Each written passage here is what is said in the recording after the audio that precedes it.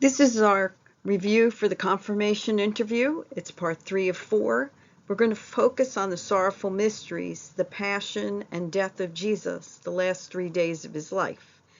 We just came from the luminous mysteries, which was the 3 years of Jesus' public life, and we ended with Holy Thursday, the institution of the Eucharist, which is the Last Supper.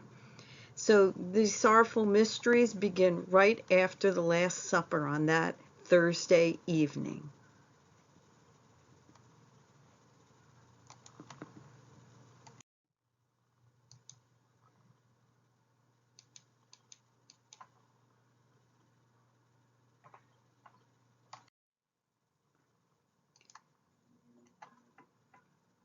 After the evening supper, the Holy Thursday supper was over, Jesus, who usually went out to pray in the evenings,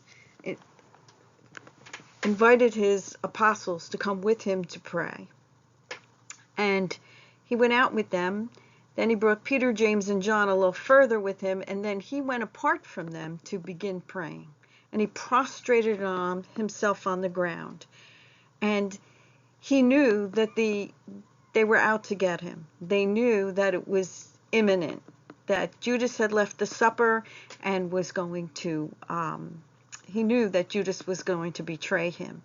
So Jesus prayed so intensely and was so nervous and so upset. He was so nervous he sweated blood. And he asked his Father, if this is possible, please take this cup away from me. And here's the cup, brought by an angel. And he's asking the Father to take that cup away from him, the cup of suffering, the cup of dying.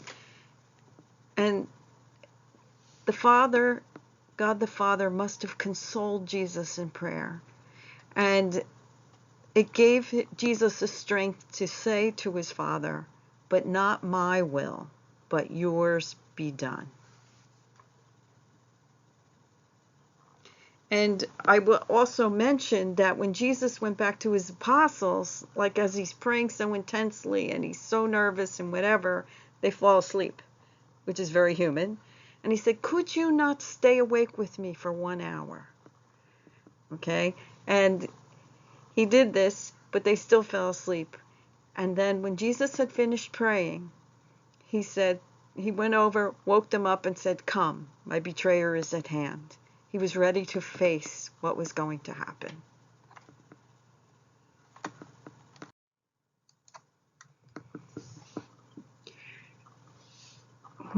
When Jesus was arrested, he was taken for questioning to the high priests. And they were trying to get him to say that he was the king, that he was going to be king, and that he was God. He was the Son of God, so he was God. And they were trying to get him to say that out loud. They wanted to convict him so they could crucify him, so they could kill him. And for a lot of the questioning, he said nothing.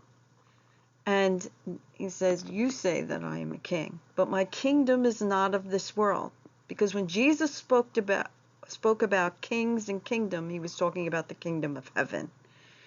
So anyway, they got so exasperated that he wasn't answering their questions that they brought him to Pontius Pilate. Now remember that they were under Roman rule, and that they might not be able to kill Jesus, but Pontius Pilate could. So they brought him to Pilate, and he questioned him. And they thought, oh, Pontius Pilate, when he hears that Jesus calls himself, talks about king and kingdom, he's not going to like that. He's going to want to get rid of him too. So they bring him to Pontius Pilate, who questions him. And Pontius Pilate can't find anything he says, I don't find this man guilty of any crimes. He really didn't want to convict him. So, but the religious leaders, the Jews, the Jewish leaders of the temple, they pressed on. So he went from Pontius Pilate, and then they realized it was Herod's jurisdiction. So they brought him to Herod, who sent him back to Pontius Pilate. So Pontius Pilate remembered that that it was their custom to release a prisoner at Passover time. And they had this prisoner, Barabbas, and he was an insurrectionist, which means he was a person who riled up crowds and caused riots in the town and unrest and got people ready to riot and protest. So anyway, they bring Barabbas out, and Pilate's sure they're going to want Jesus to go free. Okay, so they bring out they bring out Barabbas, and when he said, "Is your custom to release a prisoner? Who shall I release? Jesus of Nazareth or Barabbas?" And there were people out there who were planted to rile up the crowds, and they say, we want Barabbas to be saved, not this one. And he said, well, and what should I do with your king? A couple of people say, crucify him. Before long, the whole crowd was saying, crucify him, crucify him. And they had all turned against Jesus. So Pilate's like, shall I crucify your king? And they're yelling, crucify him, crucify him. So he decided to have him scourged, which means whipped. And the word is scourged. So they brought him in, and you see here that he is being scourged. You see this at the pillar. The pillar is this white stone column, and he's tied to it, and then so they can whip him. Okay, so this is the scourging at the pillar.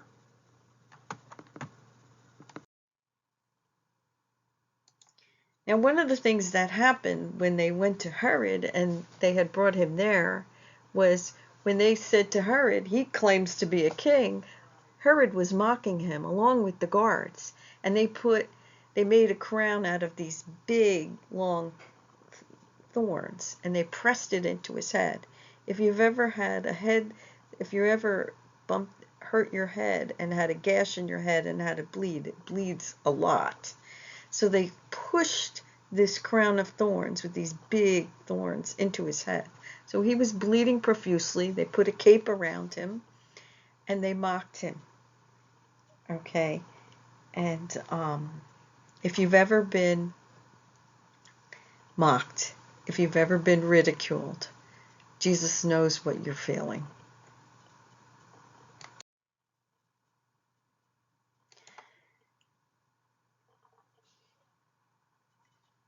Eventually, they bring out Jesus, because Pilate's he doesn't want to do anything to Jesus. He whips him, but these Jewish leaders are still pushing for him to kill him.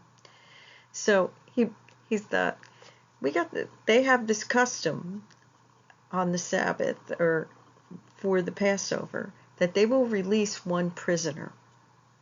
Okay, so there was somebody in prison that was an insurrectionist, and he was a pretty bad guy, and he was known to be, a bad criminal. So they bring him out with Jesus, and they said, and Pilate's sure they're going to let Jesus go free. So he says, which one shall I release? And said, and the other guy's name was Barabbas. He said, we want Barabbas, not this one. And then they started yelling, as crowds do. A few people started saying, crucify him, crucify him. And as you know, in a crowd, everybody's saying one thing. Everybody's saying it together. So the whole crowd now is turned on Jesus. Crucify him, crucify him. And so he was condemned to death.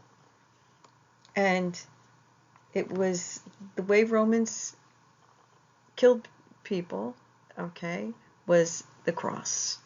So Jesus was given the cross to carry, okay, and you were crucified on a hill so everybody could see you and say, look what they did, so that nobody else would do that crime. So Jesus carried his own cross through the town I mean, imagine the embarrassment with the crown of thorns on his head. So he's been mocked, he's been ridiculed, he's being made fun of publicly. And now he has to carry the cross, so everybody knows this guy is a criminal walking through the town. Okay? So he's walking to Calvary, carrying his cross, until this is probably Simon, who Jesus is having such a hard time, they get Simon to help him.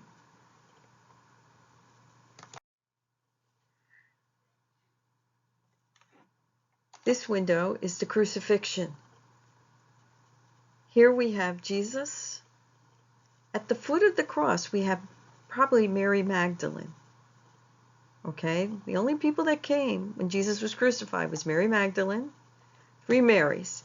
Mary, the mother of God, and it said Mary, the wife of Clopas. So these were the 3 Marys, and here's John. John was the youngest of the apostles and the one that was closest to Jesus. All the other apostles got scared and ran away because they were afraid if they killed Jesus, they'll come after us and they'll kill us too. Here's the Roman centurion.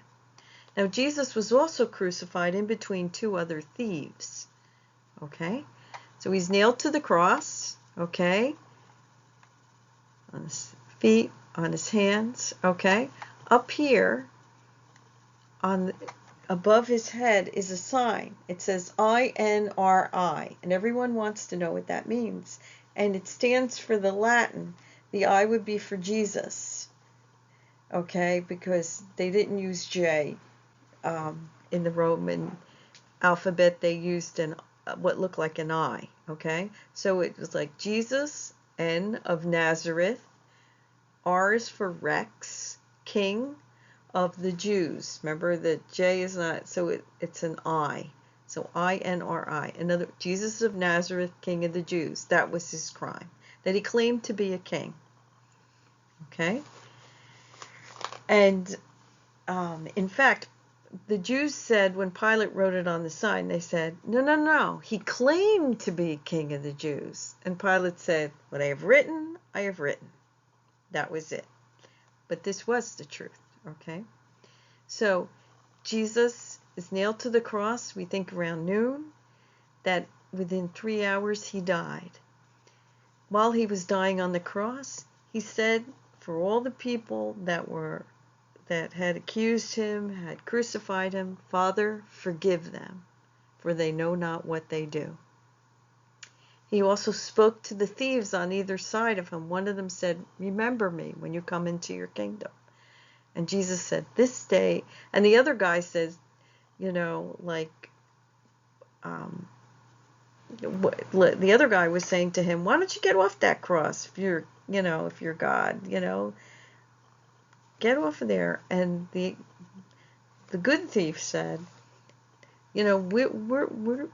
we're dying for our crimes. We deserve the punishment, but not this man. This man is innocent. And he looked at Jesus. He said, remember me when you come into your kingdom. And Jesus said, this day you will be with me in paradise. Okay, so he forgave people right from the cross as he's suffering himself.